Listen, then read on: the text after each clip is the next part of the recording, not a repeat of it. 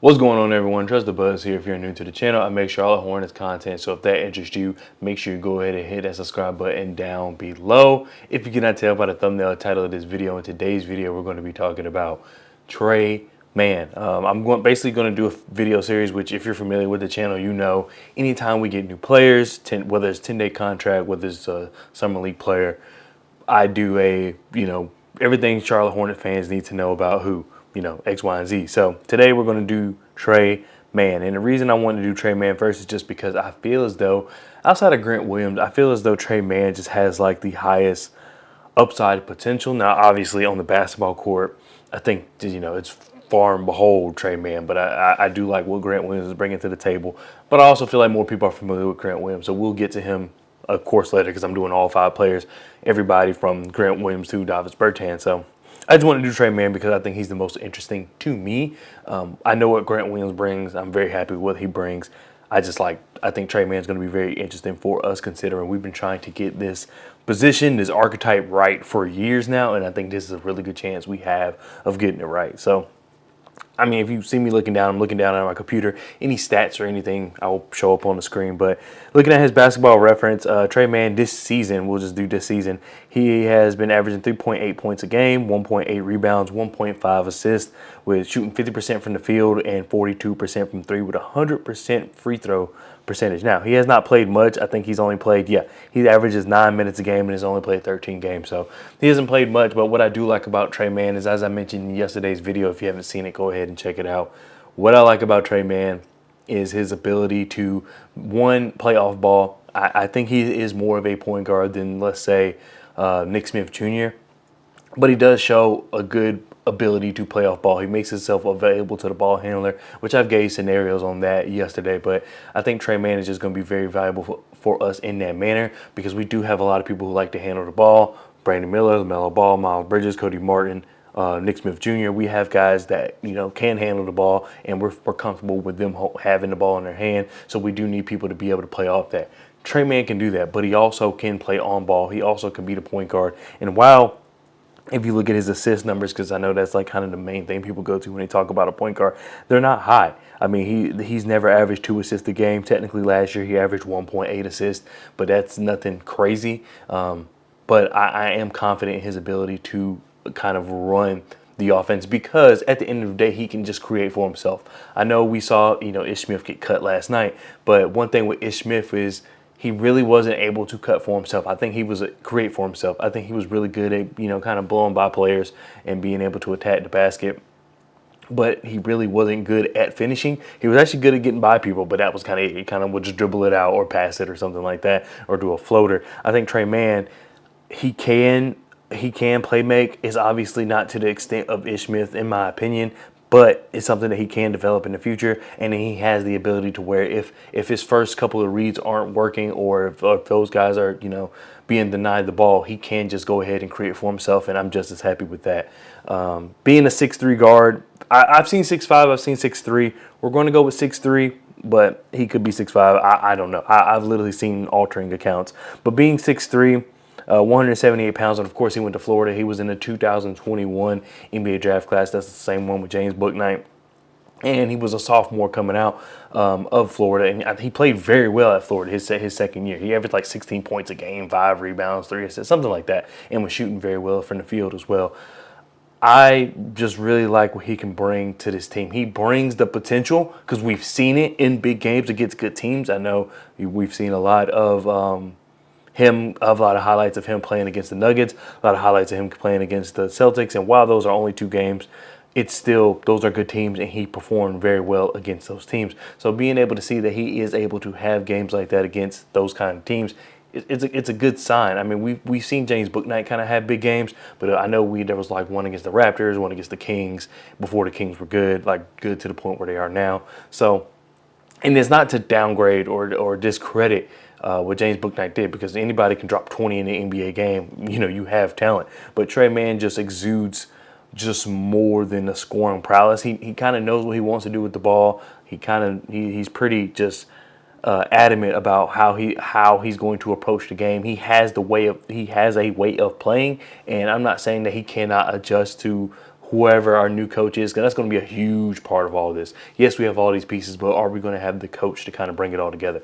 We'll see. But he plays in a certain way, in a certain manner where he's just sure of himself. And I feel like that's kind of what happened with Book Night, is that he no longer was sure of himself. He no longer was confident. And we saw it reflect in his game. With Tre Mann, it's the complete opposite. He is a very confident player. He's gotten high praises from players around the league, but also Damian Lillard. Damian Lillard was very, very surprised with what he's seen from Tre Mann, and happy with what he's seen from Tre Mann, because Tre Mann has been to like a couple of his camps. What the things we're going to get from Mann, or the things I'm looking for from Tre Mann, is one, his ability to play point guard. I don't need him to be the point guard, because we're going to have our guy Mikic, or Misic, or however you want to pronounce his name. I was calling him Mr. M yesterday, but I think it's Misic. We'll talk more about him in another video.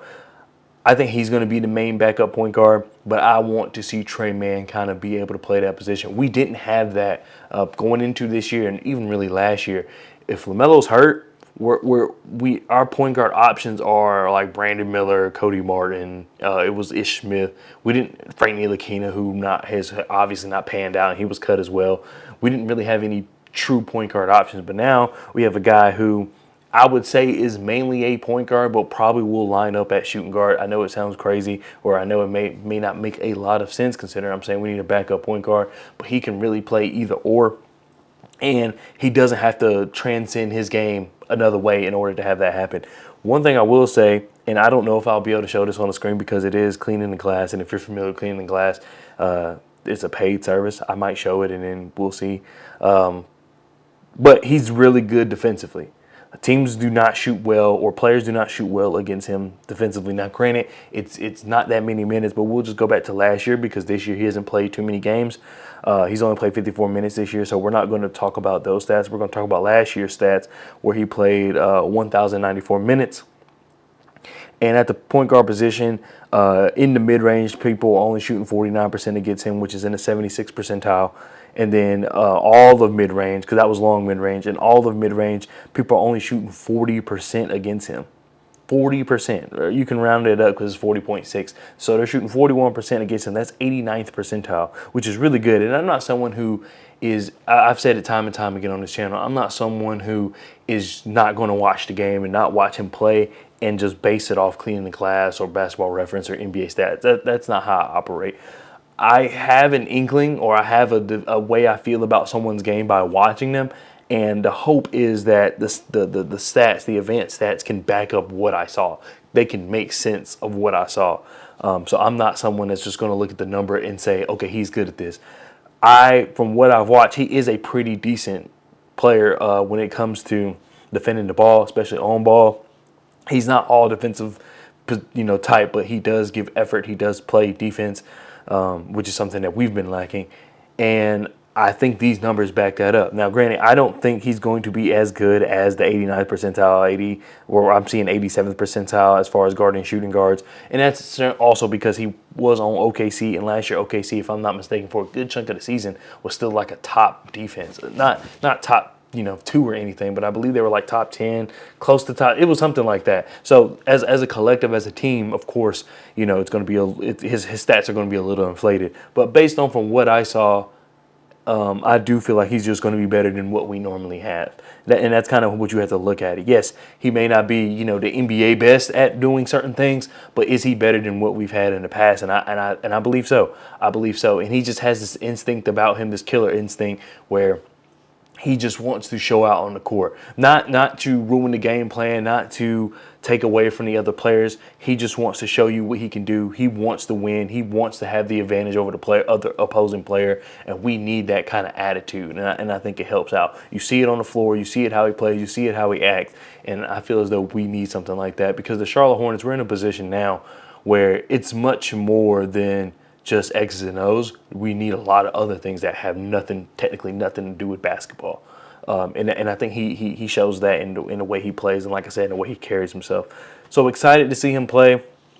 The defense actually caught me off guard as I was watching film. I was like, oh, he seems like a pretty solid defender. So, of course, I went to Basketball Reference. I was like, oh, no, it shows. Now, granted, once again, he may not be, you look at his numbers, it may not be the same in Charlotte, but it's just going to be better than what we've had. And I'm willing to take that. He's on his contract for another half of this year, and then of course next year, and then the Hornets can make a decision on what to do with him. If they don't like what they see from him, he will be an expiring, so you can use him to as salary filler to trade for somebody else. There's a lot of things you can do. Having him not the end of the world, even if he does not pan out. But I will say there was a reason he wasn't playing in OKC, as far as they just have so many so many talented guys on that roster.